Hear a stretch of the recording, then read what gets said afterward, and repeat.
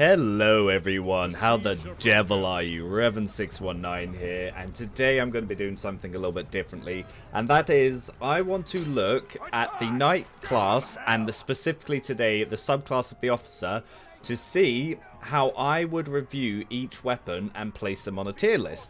So what I'm going to do is I'm going to do this for each class and each of the subclasses and break them down to where I think the weapons compare to each other. And I'm not looking at this from a 1v1 perspective. I'm not looking at this as strictly competitive perspective. I'm not even looking for this to say that there is no argument and what I'm saying is absolutely correct. The view that I'm looking at this from is these are the orders that I believe you will do best with each weapons to top the scoreboard. And I would love to hear what people's counter opinions are and where they would rate weapons and where they think they are, because I know I have my own biases when it comes to the weapon classes. So what I'm going to start doing is I'm going to go through each weapon and we're going to take a look at them to see where we think everything lines up. I'm going to give my opinions and I look forward to hearing what people have to say in the comments about their opinions of where everything lines up. So here we go, let's get into that. At number 4 we have the Polax. Now the Polax is a weapon that does nothing special. It is neither fast, it is neither slow, it neither has high damage or exceptional damage. What it does has is fairly good speed, fairly good damage, and fairly good reach. It is the middle of the road. It is the most absolute blandest weapon you will ever see in this game, which disappoints me greatly because this is actually one of my favorite historical weapons and it should be in fact the best weapon in the game for historical purposes. However, it is not. It is very usable and if you understand the fundamentals of the game you can do quite well with it, but it doesn't have any special properties to make it stand out. Like some weapons have abilities that make it have faster recovery, others have better block, others have better combo speed. The Polax has none of these. The Polax has a fairly average Q. It has nothing special going for its overheads, its thrusts, or even its horizontals. Its thrusts and overheads obviously do more damage than its slashes, but it shouldn't in some cases, but it should have pretty decent damage all around because it has that spear spike, it has the actual axe head itself, and it has the blunt end on the back. So you'd think you'd be able to do a lot more of it than you can, but unfortunately you can't. It is unfortunately outclassed by every other weapon that is on this class. So when it comes to the Knight Officer and we look at the Polax, it has to be at the bottom for me. Now I can see some people might really like this, I'm sure that you can do very well with it, but compared to the other weapons in the class, I don't see this doing better than last place. But like I said at the start of the video, I would be happy to hear your thoughts on it, and I'd be happy to see what you can do with it. If you want to see more on the Polax, I'd say look at my Polax video. I did unfortunately forget to turn on my mic when I did it, so you didn't really hear too much about my thoughts and feelings. But one thing that I found as I was using it was I never felt at any point that I was getting outclassed by weapons, but at the same time I never felt like I was outclassing someone with my weapon. It is just a very standard nothing special weapon. So that's number 4 on this list.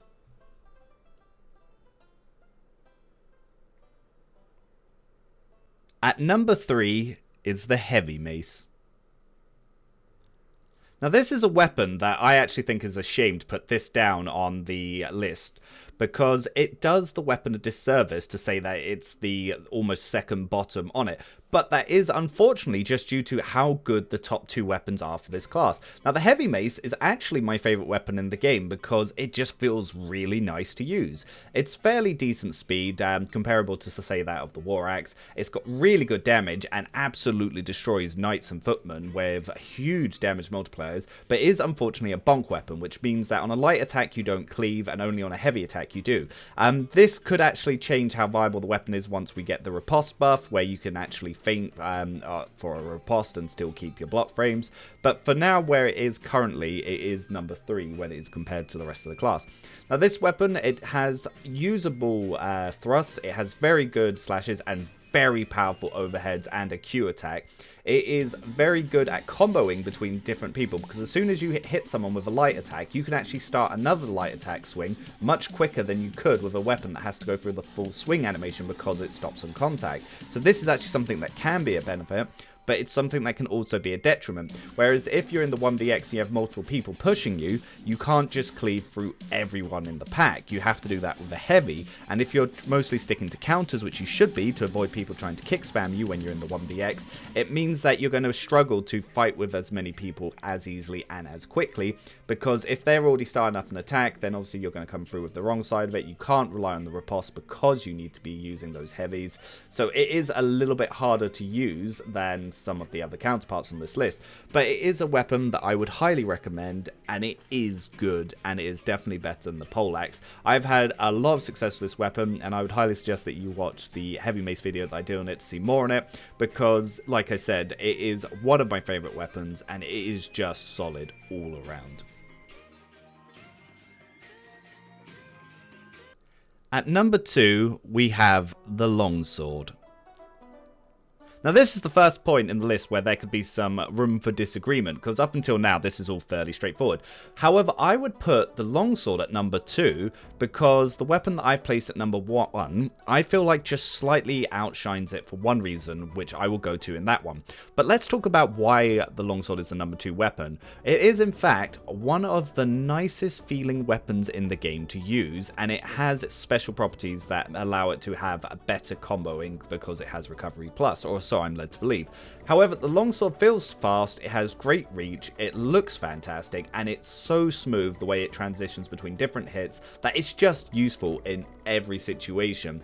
Now, I feel like that when it comes to the longsword, that you can just have a great time with it. Its only downside is in fact that it has the exact same damage as the sword, which is why you might be considering, why would I ever take the longsword over the faster sword? And that is because of the objective game mode. If we were talking 1v1, then I would say that use the sword, there is no question between them.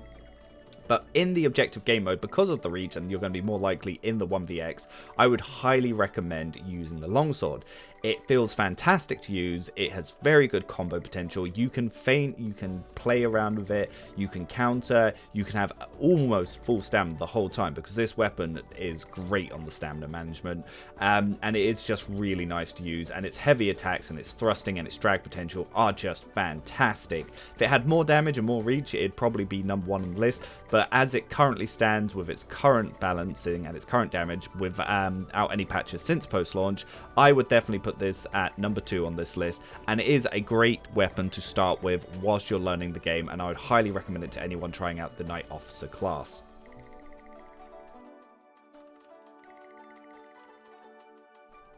At number 1, we have the War Axe.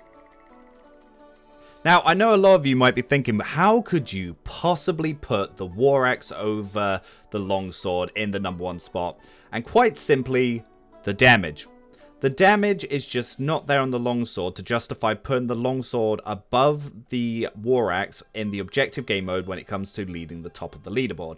The War Axe also has the extra damage on the Q, which you can essentially use as a running attack because you can keep full momentum until the Q releases, and because of the damage you can just run at full speed and just carve through the masses. You can one-shot bots, which you can't do as well with the longsword.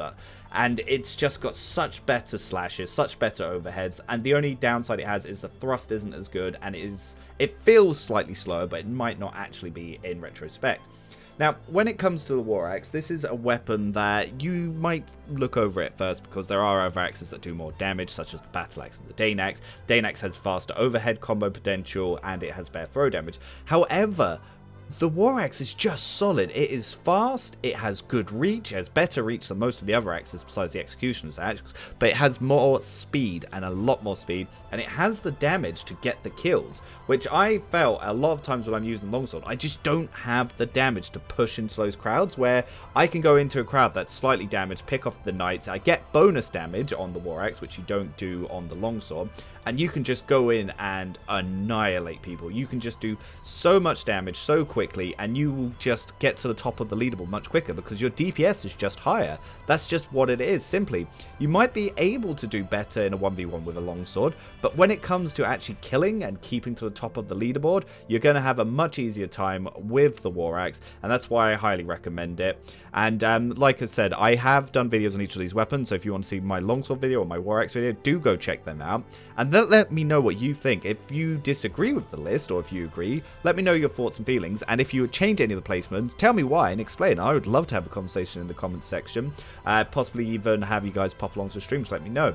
But yes, because of the speed and the damage, I would definitely place the war axe in the first place. I know a lot of this has been very quick and almost seemingly vague, but I wanted to do this in as short a possible time frame. And to hear my longer thoughts, I've got 20 minutes to 30-minute videos on each of these. But in a quick tier list as they go, this is how I place them. This is what I like to use. And yeah, I'm looking forward to hearing what you say below in the comments. If you like this sort of comment, let me know below. Give the video a like if you did, or a dislike if you didn't.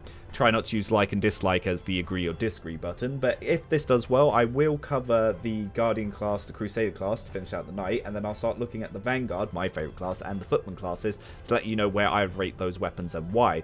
Not all of the classes have a simple reach, damage, and speed, but the Knight, as such a simple and basic frontline class, that is how I see them and how I review them.